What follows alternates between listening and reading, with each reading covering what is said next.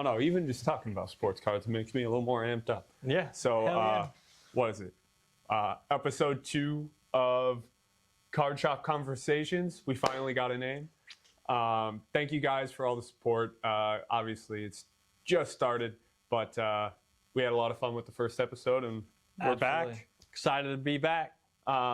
So, for the shop, give us a recap. What have you been up to? What shows have you gone to? Give us a recap. Yeah, we were at Shipshewana in Indiana this past weekend. It's a Friday, Saturday show, which is unique in and of itself, being a 2-day show and taking Friday into account. Friday is a lot of fun. It's from 3 to 8. There's a VIP hour, and then you also have the trade night on Friday night. So you get a ton of people who stick around from 8 to 10 and do some trading. Saturday, wake back up, the early birds at 8 a.m., runs until 4 o'clock, and it's a phenomenal show. Brad, who's put it on for quite a while, joined forces with Card Collector 2, and they've brought just a whole explosion into the Shipshewana show. It's about 4 hours from the shop, so it's definitely an overnight trip. Right. You're in the middle of Amish country, horse and buggies, bicycles are the main modes of transportation. And then you get all of us card collectors coming into town and having a great 36 hours in Shipshewana. Show went great for the shop. We sold a couple really nice cards. We happened to get a fourth table that opened up next to us. Okay. So I always over-prepare, over-pack, and I had a ton of dollar cards, baseball, football, basketball, that I was able to put on that fourth table. And just to show you the sides of the hobby, like the show, I have 8 showcases. Great action there all weekend. But that 8 feet of $1, $2, $3 cards were the most popular table. It had to be a top 25 table in the whole show with just the amount of people who stopped there. Yeah. It's super fun to have someone spend 45 minutes there, flipping through every single box, finding their players, their teams, where they're making some, buy low, sell high plays and being a part of that. It was exciting. Yeah. Well, dollar boxes are like where this hobby is built off of, honestly. Because like you definitely can find flips, but like if you're going through dollar boxes, you're definitely looking for cards that you see value in. Yeah. There's a reason they're in a dollar box. Yeah. Right? I know that there can be a crazy one. A legend just walked through the door if you hear the ding. But essentially, like those dollar boxes, I mean, it makes sense why people dig through them because that's the core of the hobby, right? It is. And you can spend a lot of time doing it and not lose your entire budget right away, which I think is the key to the whole experience. Yeah, absolutely. So as far as the show goes, I mean, I know that's like, I haven't made it out there yet, but I know for sure it's like, not the national, but I mean, for the Midwest, it's probably the greatest show in the Midwest. If it's not the best show in the Midwest, it's right there. Yeah. I think the best part is you're pulling people from Michigan, which is 20 minutes away. You're pulling people from Illinois. You're in Indiana. You have Ohio. You're pulling people from all over the Midwest. You're getting a ton of great collectors there, not just people who are looking to buy low, sell high, which is obviously great. But you get a lot of collectors, a lot of end users of these cards, which allows me to make better deals. Right. Because I'm excited to help people complete, their collection, their chase, and go from there. Yeah, absolutely. And the pretzels are, I almost talked about Shipshewana without mentioning the pretzels. You got to have one. I had a couple people who were there for their first visit in Shipshewana. Yeah. The pretzels live up to the hype. That's cool. So a show with like a ballpark pull, like every ballpark has their like special dish. Shipshewana, it's the pretzels. Oh boy. So we recap Shipshewana. We recap what the shop was going through. Now is the moment for your questions. So we had a couple people comment on the questions that we had. Really appreciate y'all reaching out. Yes, absolutely. So I'm using my phone only to give shout outs, but the first question from Ryan Savage is which of the last year rookies are worth holding long term? Ward, Shuck, or Dart? And I'm going to add Shedeur Sanders because I understand that there's a QB battle going on, but with the Browns, and they have a really weak schedule this year. Their defense is always top tier. It's always been, they just can't put the points up. They have one of the best defenses in the league and win games through their defense. Now with the new OC coming in, I know we're in Bengals country, so it's very difficult to be bi-partial, but it's like I see that he should be in a conversation as well. I definitely agree about Shedeur Sanders. I think the collectability is there. I think some success in Cleveland goes a long way for a collector base. Absolutely. So I definitely think he's in the mix. When it comes to the rookie cards, it's really buying in the offseason now and then being ready to move whatever it is you want to profit on before the season starts. Don't hold on to these cards going into week 1. Really don't hold on to them going into the end of the preseason. You want to move them beforehand.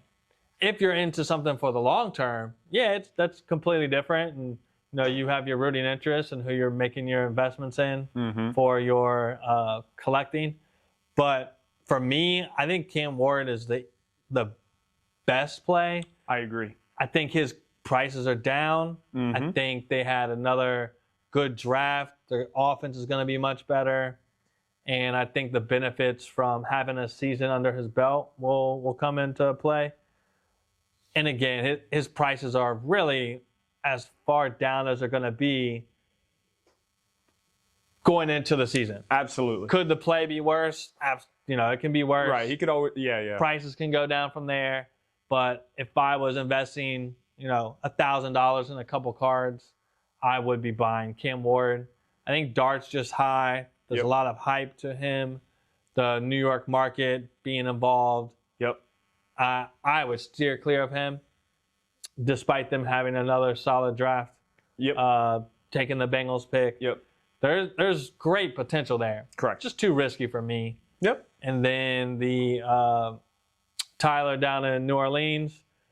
I just haven't seen enough of him play. I know he came out of the kind of the battle between him and Spencer Rattler. He came out on top. But I just look back at J.J. McCarthy. I could not keep a J.J. McCarthy card in the shop last year. Week 1 hit, and everything went. They came right back in. No, I'm joking. And I steer clear of his cards right now because the market's just not there. So it's a dangerous market to play in. But if I'm going on the second-year quarterback train, I'm buying Cam Ward. I'm hoping for a good season and taking it from there. I agree wholeheartedly. And I also look at Shedeur as being a little undervalued in a sense. Now, I understand that Deshaun Watson, he's coming back. He could definitely be the starter there. That's going to affect his prices tremendously.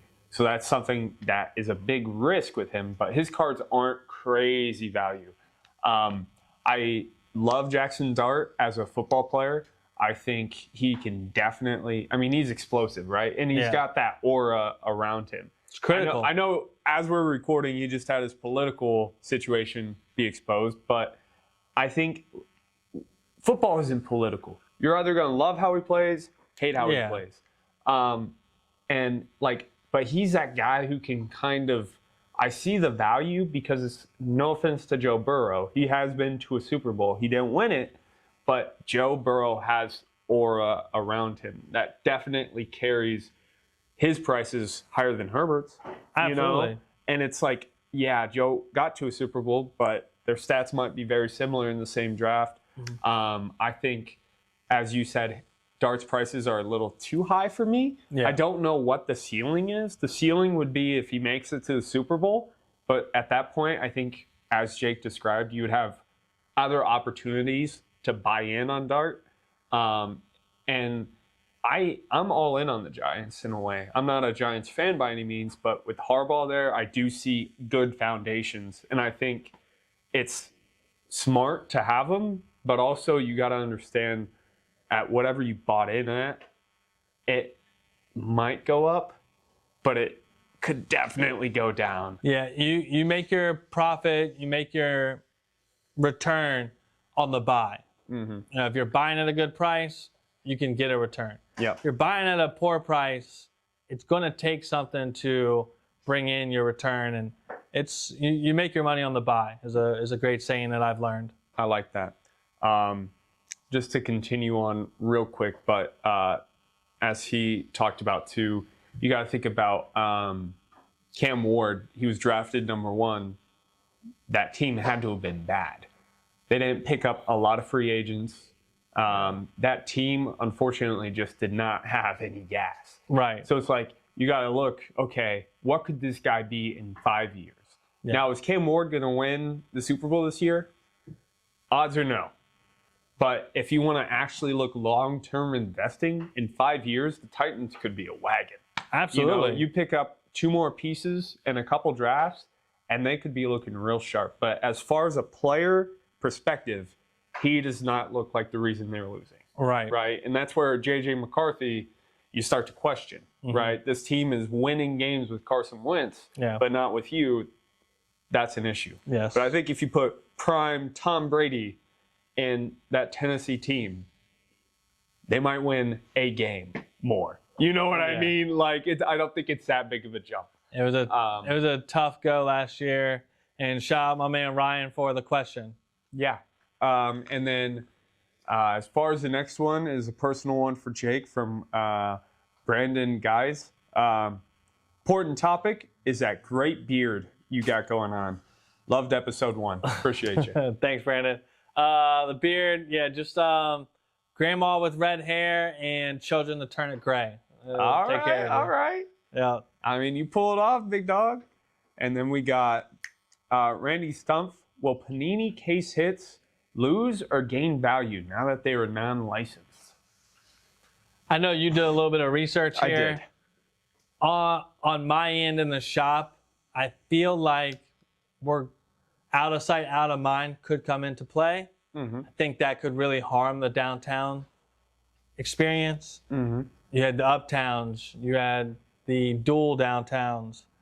I think that might confuse the market a little bit. And then when you look at the Kaboom side of things, we just had a massive, there's been a couple massive Kaboom sales lately. Yep. I know I just saw where Tom Brady and Patrick Mahomes were chatting on Instagram about the green 1-of-1 Kaboom for Mahomes. I think that one could really be it for this generation of collecting. Yep. I think the downtowns may have some long-term value to them, but I think we're going to see a little choppiness as unlicensed versions come out. I think out of sight, out of mind comes into play, and I think the oversaturation of the printing for recent is a big topic. Yeah, and that's where I come in with the numbers, because when I saw the question, I immediately it's such a cool topic to talk about because you're speculating on the future. But my head always tries to dig into the numbers. And so I dug into looking at the 2024 class of downtowns, right? And I have numbers here. And the total population of downtowns for Drake May is 2,200. Caleb Williams is 1,900. Bo Nix is 2,200. And Jaden Daniels is 2,700. That's incredible. A lot of PSA slabbed cards. That's not even including raw. So we're talking about thousands upon thousands upon thousands of these cards printed. I know that they're a case hit. I know they're rare, but it just goes to show. And that was only in Donruss. There could be optics to even go on top of this. So I also looked at Kabooms. And now those numbers might make you be more interested in a case hit, because as Jake was alluding to, those could be the grails. Yeah. You know, there isn't an optic Kaboom. There isn't a anything crazy special Kaboom. But when you look at Drake May's Kaboom pop list, it's 950, Caleb Williams 680, Bo Nix 900, and JD 1000. Wow. So it's half, a third. And you got to really consider yourself when you're investing in a card that's to go up long term. I can't help but take into account pop. Like, population is important because population gains scarcity. There's going to be less people who can actually have that card. And you looked at the 2023.